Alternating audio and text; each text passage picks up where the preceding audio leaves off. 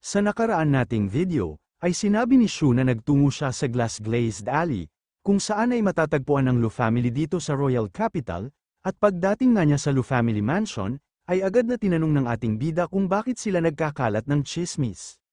Pero sinabi nga ng Lu family head na ginawa lamang niya yun, sa pagnanais na protektahan ng ating bida mula sa mga kalaban niya dito sa Royal Capital, kaya naman tinanong ni Shu kung dapat ba siyang magpasalamat sa kanila. Pero abot-abot nga ang pagluhod nila sa ating bida, at sinabi na hindi umano kailangang bigkasan ng hari ang mga salitang yun, kung saan ay sinabi din ng family head na wala siyang masamang intensyon sa kanyang ginawa, at ang Lu family nga daw nila ay laging tapat sa hari, kaya naman karangalan nilang mapagsilbihan ang ating bida, at hindi nga daw niya kailangang magpasalamat sa kanila. At agad nga din silang nagkauto, habang sinasabi na ang maliit umanong bagay na ito, ay walang-wala kung ikukumpara sa kabayaran ng paggamit nila ng apelyidong Lu hanggang sa ngayon, kaya sana daw ay mapatawad sila ng ating bida, at maawa siya sa kanilang pamilya. At dahil nga sa naka-earn siya ng malaking negative point sa kanila, at gayon na din sa binanggit nilang pagbabayad sa paggamit ng apelyido na Lu, ay sinabi ng ating bida na hindi nila kailangang mag-alala, dahil baliwala naman daw sa kanya ang pagpapakalat nila ng tsismis na yun. Kaya naman agad na nagpasalamat ang anak ng family head, pero bago pa nga siya matapos sa pagsasalita, ay bigla silang dinala ng ating bida sa loob ng kanyang star chart, kaya naman bigla ding natahimik ang mag-ama. Sunod ay gumawa nga si Shu ng imahe niya sa ulap, at sinabi sa mag-ama na malapit nang magsimula ang digmaan sa Royal Capital, at para masiguro nga daw ang kaligtasan ng mga tapat niyang taga-silbi, ay dinala sila ni Shu dito upang protektahan. Sinabi nga din ni Shu na hindi nila kailangang mag-alala, basta manatili na lang daw sila dito at magbasa ng libro. Pero syempre hindi nila pwedeng kalimutan ang paggawa ng homework, at lagi nga daw siyang bibisita sa kanila upang tignan ang mga gawain nila. At matapos ng makwento ng ating bida ang lahat ng nangyari, ay sinabi ni Zuan na masyado daw talagang malupit si Shu, dahil kahit ilang daang chapter na ng manhwa nila ang nagdaan, ay naalala pa din ng ating bida ang kanilang ginagawa. Pero bigla nga ding umiyak si Heitan, at sinabi na matapos umano ang lahat ng nangyari ngayong araw, ay nauunawaan na niya, na pinapagawa lamang sila ni Shu ng homework upang maka-earn ng negative points, sabay sabi na masyado daw malupit ang kanyang hari.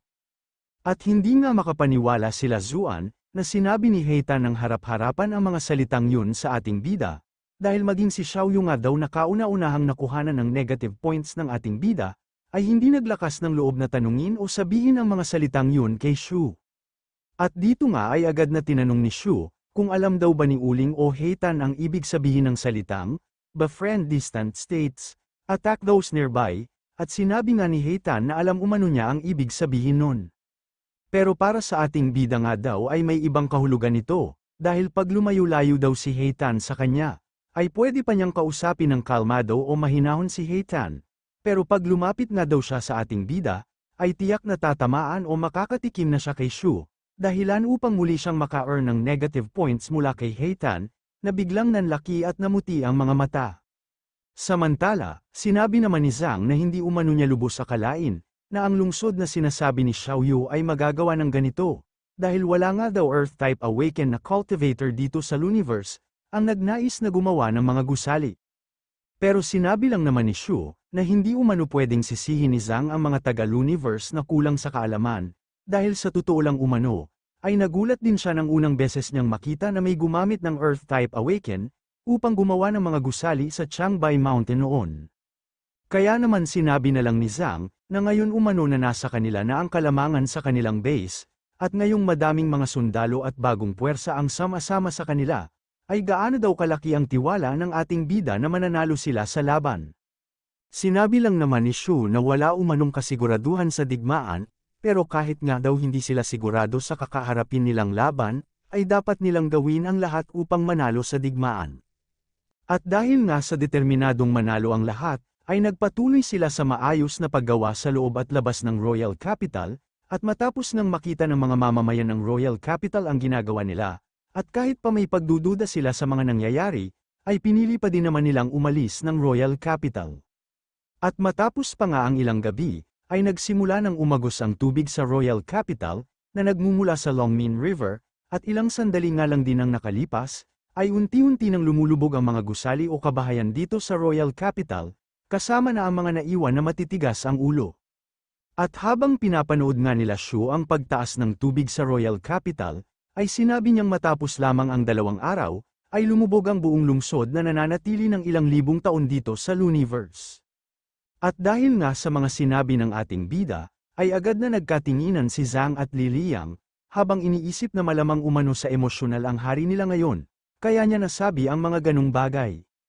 Pero hindi nga daw nila masisisi ang kanilang hari, dahil siya ang nagtatag ng kaluwalhatian sa lugar na ito sa nakaraan niyang buhay. Pero ngayon ay siya din ang Samaira o pansamantalang Samaira, sa lugar na kanyang ginagawa o tinatag, kaya mapaglaro daw talaga ang kapalaran.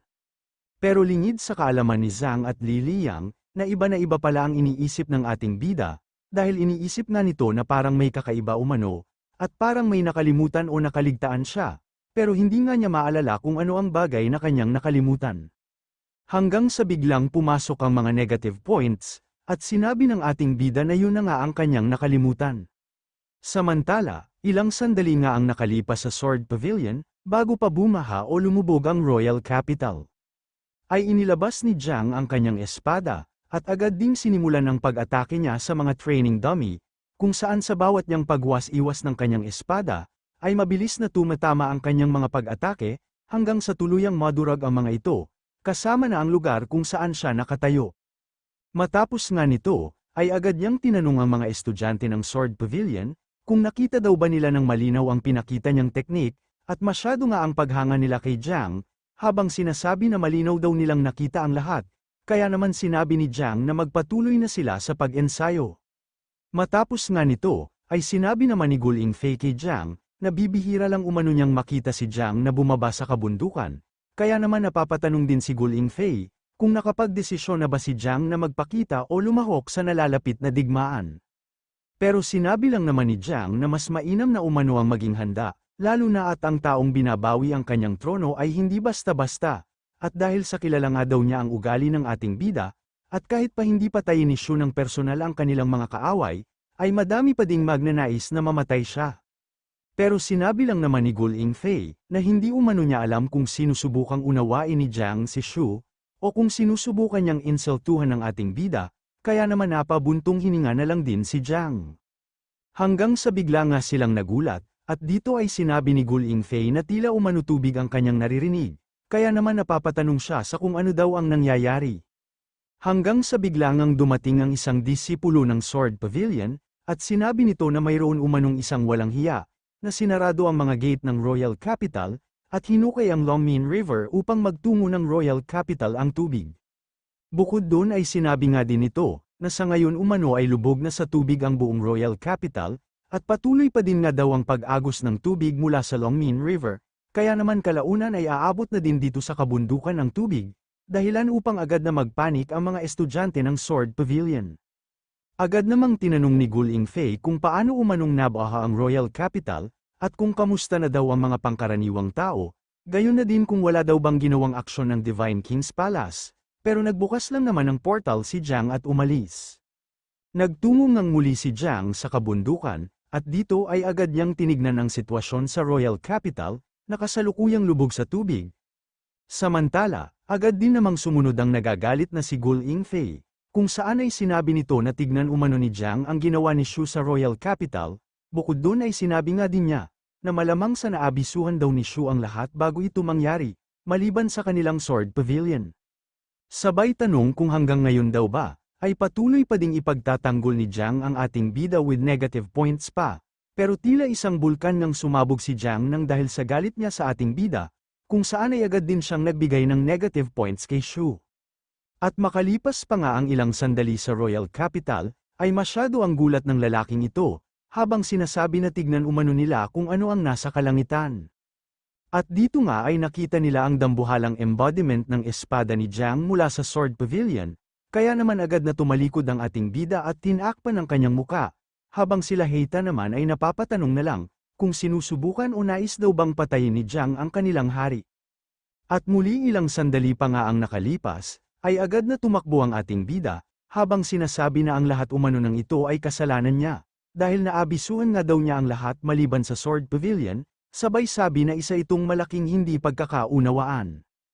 At habang patuloy nga sa pagtakas ang ating bida, ay sinabi naman ni Heitan na tila umanupeke, at nagkukunwari lang na malungkot ang kanyang hari kanina, at sinabi nga ni Xiaoyu, na matalas daw talaga ang mga mata ni Uling. Samantala, agad namang nagtungo si Shu sa Sword Pavilion, kung saan ay binati pa nga niya ang mga nakita niya na kapwa niya estudyante o disipulo, pero bigla nga din siyang nagulat. At agad na nakatanggap ng negative points, sa mga tila basang sisiw niyang kapwa disipulo, dahil ang lahat ng kanilang kubo ay nalubog na din sa tubig. Kaya naman wala nang nagawa si Shu, kundi subukan silang pakalmayin at sinabi na macho daw pala silang tignan, pagbasa ang kanilang mga kasuutan. Pero bigla nga ding nagtungo sa kanyang likuran si Guling Fei, na agad tinanong kung may idea daw ba ang ating bida sa kanyang mga pinaggagawa, pero nagdilim nga lang ang mukha ni Shu, at bahagyang nagmuni-muni. Kaya naman agad na sinabi ni Guling Fei, na ngayon din ay buksan ni Shu ang mga city gates ng Royal Capital, dahil kung hindi ay uutusan daw niya si Jiang na hatiin sa dalawa ang Royal Capital ng ating bida, na sinabi lang naman na aksidente lang ang lahat, sabay dila. At masyado nga ang tuwa ng ating bida, dahil tulad umano ng kanyang inaasahan, na mataas talaga kung magbigay ng negative points ang mga disipulo ng Sword Pavilion. Sunod ay sinabi nga ni Shu, na lahat naman daw sila dito ay magkakapamilya, sabay tanong kung hindi ba pwedeng pag-usapan na lang nila ito, pero tinanong lang naman ni Guling Fei kung anong pamilya ang sinasabi niya, sabay tanong na din kung ano ang suggestion ni Shu, o kung ano ang dapat nilang gawin. At sinabi nga ni Shu na baka pwedeng kumalma na lang sila at pabayaan na lang nila ang isa't isa, sabay sabi na hindi umano niya bubuksan ang city gates, at sana ay wag ding hatiin sa dalawa ni Jiang ang Royal Capital, sabay tanong kung payag ba sila sa ganun. Pero bahagyang ang nagloading ang kanilang mga utak, dahil hindi nila inaasahan ang suggestion o solusyon na sinabi ng ating bida sa kasalukuyan nilang sitwasyon, dahilan upang muli siyang maka-earn ng negative points sa mga taga-Sword Pavilion. Hanggang sa lalo ngang magalit si Guling Fei kay Shu, at tinanong ang ating bida kung alam ba niyang nakalubog pa din sa tubig ang library ng Sword Pavilion ngayon, sabay sabi na hanggang ngayon ay hindi pa nila nababasa o nauunawaan ang lahat ng mga nakatala sa librong yun. Kaya pag may nangyari umanong hindi maganda sa mga libro ng Sword Pavilion, ay siya mismo ang tutugis sa ating bida hanggang sa dulo ng daigdig. Pero sinabi lang naman ni Shu, na yun lang daw pala ang inaalala ni Guling Fei, sabay sabi na siguradong matutuwa daw siya, pag sinabi ng ating bida o pag nalaman niya, na ang lahat ng libro ng Sword Pavilion ay nasa kamay ni Shu. Pero agad nga siyang inatake ni Guling Fei, kaya naman agad na tinanong ni Shu kung hindi daw ba magandang bagay ito, dahil ang mga libro ay ligtas at hindi nalubog sa tubig, sabay tanong kung bakit lalong nagagalit si Guling Fei matapos niyang sabihin, na nasa kanya ang mga libro. Pero sinabi lang naman nito, na naramdaman na daw talaga niyang mayroong kakaiba sa ating bida, dahil ang tulad nga daw ni Shu, ay hindi aalis ng library ng Sword Pavilion nang walang daladala. Sabay sabi na masyado umanong malakas ang loob ni Shu, upang nakawin ang mga aklat sa kanilang library, at tinanong ang ating bida kung alam ba niya ang kabayaran sa kanyang ginawa. Pero tinanong lang naman ni Shu, kung paano umano niyang nasabi na pagnanakaw, ang pagnanais ni Shu na pag-aralan ang mga libro, isa pa ay naligtas nga daw sa baha ang mga libro, dahil sa tinagaw niya ang mga ito. Pero dahil nga daw sa nabanggit na ni Shu ang patungkol sa pagbaha, ay lalong hindi umano ito tama, dahil ang ating bida nga daw ang dahilan ng pagbaha, at kung hindi nga daw dahil sa kanya, ay hindi malulubog sa tubig ang Sword Pavilion.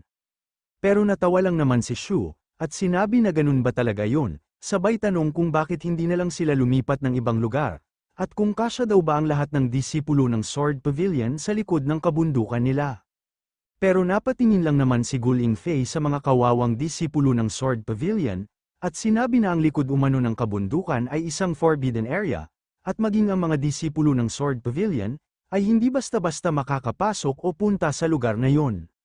Pero biglang ang sinabi ni Shu na perpekto umano kung ganon, dahil ang bagong gawa nga daw nilang lungsod ay maluwang, at lahat sila ay pwedeng manirahan ng pansamantagal sa lugar na yon. Kaya naman tinanong ni Guling Fei, kung simula pa lang daw ba ay plano na talaga ng ating bida, na idala ang lahat ng disipulo ng Sword Pavilion sa bago niyang lungsod. Pero sinabi naman ni Shu na hindi umano, kung saan ay nadulas nga din ang kanyang dila, at nasabi na si Xiaoyu daw ang may plano sa lahat ng ito. Kaya naman bahagyang nagulat si Guling Fei, nang malaman na si Xiaoyu ang may plano nito, at agad na binaba ang kanyang espada, o biglang nawala ang kanyang galit. Samantala, sa bagong lungsod na Manila Shu, ay tinatanong ni Zhang kung magiging maayos lang daw kaya ang kanyang hari, kahit pa mag-isa lamang niya na nagtungo sa Sword Pavilion. At sinabi nga ni Xiao Yu na hindi niya kailangang mag-alala, sabay tanong kung ano sa tingin ni Zhang ang dahilan, kung bakit siya gumawa ng malaking bagong lungsod.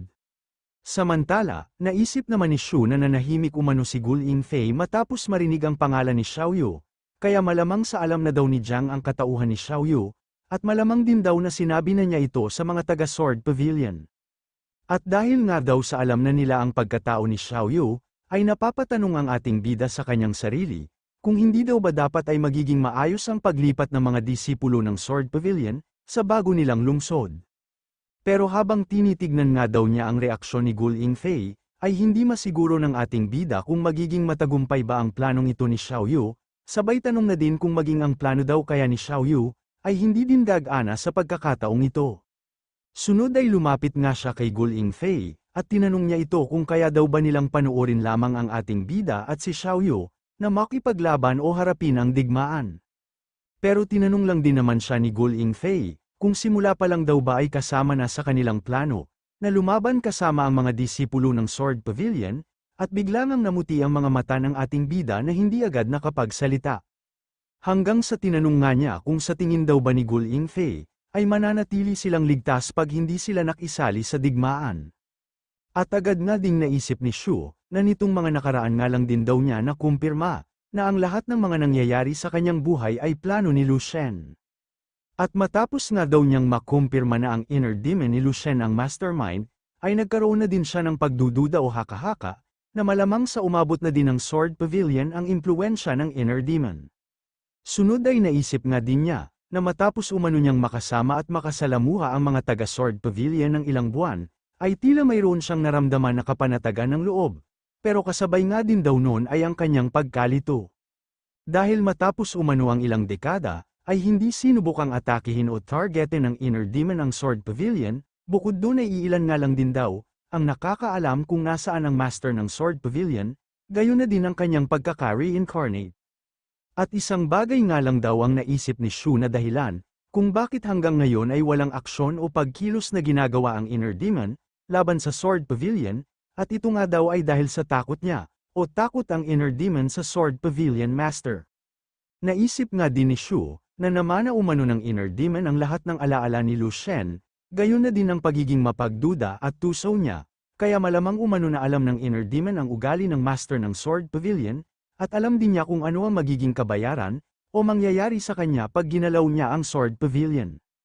At dahil umaasa nga lang daw siya sa Green Lantern, ay hindi siya naglakas loob na sag-alan ang posibleng pagkamatay ng founder ng Sword Pavilion, dahil alam umano nito na kung sakaling buhay pa din ang founder ng Sword Pavilion, ay siguradong hindi niya matatakasan ang talim ng espada ng founder. Kaya naman hindi niya piniling galawin ang Sword Pavilion, gayon na din ang mga disipulo nito, bagkus naging mas maingat nga daw ito, at piniling magkaroon ng iba at mas madaming tauhan. Pero ang sitwasyon nga daw nila ay nagbago, matapos nilang makaharap ang inner demon sa Divine King's Palace, dahil matapos nilang makita si Xiao Yu, ay malamang sa malalaman o nalaman na nila ang kanyang pagkatao. At matapos nilang ma-realize na matagal nang wala ang master ng Sword Pavilion, ay siguradong mawawala umano ang takot ng inner demon, kaya sigurado din umano, na inumpisahan na niyang gumalaw upang mapasok ang Sword Pavilion. Samantala, naisip naman ni Gul Yingfei na absorbahin o pabayaan man ni Shu ang Sword Pavilion, ay siguradong madadami pa din sila sa magaganap na digmaan, dahil ang digmaan nga daw na ito ay sa pagitan ng mga pinakamalalakas dito sa universe. At biglang ang nagulat si Shu, na marinig niya ang tinig ni Zhang na sinabing sasama sila sa ating bida sa inner city o bagong lungsod, pero kahit sinabi na nga ni Zhang na sasama sila sa ating bida, ay tinanong pa din naman ito kung talaga bang papayag na lang sila ng ganun-ganun lang, sa request o nais ng ating bida.